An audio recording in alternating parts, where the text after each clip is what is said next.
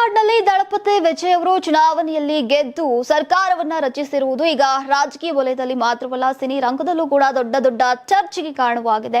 ಅವರ ಈ ಗೆಲುವು ಹಲವರಿಗೆ ಸ್ಫೂರ್ತಿಯಾಗಿದ್ದು ನಟ ರಾಜಕೀಯದ ಸಂಧಾನದ ಬಗ್ಗೆ ಮತ್ತೆ ಚರ್ಚೆ ಆರಂಭವಾಗಿದೆ. ಈ ಹಿನ್ನೆಲೆಯಲ್ಲಿ ಈಗ ನಟಿ ರಾಗಿಣಿ ದ್ವಿವೇದಿ ಅವರು ಕೂಡ ಪ್ರತಿಕ್ರಿಯೆಯನ್ನ ನೀಡಿ ಕರ್ನಾಟಕದಲ್ಲೂ ನಟರು ರಾಜಕೀಯಕ್ಕೆ ಬರಬಹುದೇ ಎಂಬ ಪ್ರಶ್ನೆಗೆ ಉತ್ತರಿಸಿದ್ದಾರೆ. ನೀವು ಸಣ್ಣ ಆಗ್ಬೇಕಲ್ವಾ, ಅದು ಒಂದು ಉತ್ತಮ ಆಹಾರದಿಂದ ಸಣ್ಣ ಆಗ್ಬೇಕಲ್ವಾ. ಪ್ರತಿದಿನ ನಮ್ಮ ಜೀನಿ ಸ್ಲಿಮ್ ನ ಯೂಸ್ ಮಾಡಿ ಯಾವುದೇ ಸೈಡ್ ಎಫೆಕ್ಟ್ ಇಲ್ದಂಗೆ ನೀವು ಸಣ್ಣ ಆಗ್ತೀರಾ. ಸಾಮಾಜಿಕ ಜಾಲತಾಣಗಳಲ್ಲಿ ದರ್ಶನ್, ಸುದೀಪ್, ಯಶ್ ಸೇರಿದಂತೆ ಈಗ ಹಲವರು ಹೆಸರುಗಳು ಕೂಡ ಕೇಳಿ ಬರ್ತಾ ಇರೋದನ್ನ ಉಲ್ಲೇಖಿಸಿದಂತಹ ಅವರು ಮನಸ್ಸು ಮಾಡಿದ್ರೆ ಯಾರು ಬೇಕಾದ್ರೂ ಏನು ಬೇಕಾದ್ರೂ ಸಾಧಿಸಬಹುದು. ಈ ನಟರಿಗೂ ಕೂಡ ಅದಕ್ಕೆ ಬೇಕಾದಂತಹ ಸಾಮರ್ಥ್ಯ ಇದೆ. ಒಳ್ಳೆ ಉದ್ದೇಶದಿಂದ ಮುಂದೆ ಬಂದ್ರೆ ಎಲ್ಲವೂ ಸಾಧ್ಯ ಅಂತ ಹೇಳಿದ್ದಾರೆ.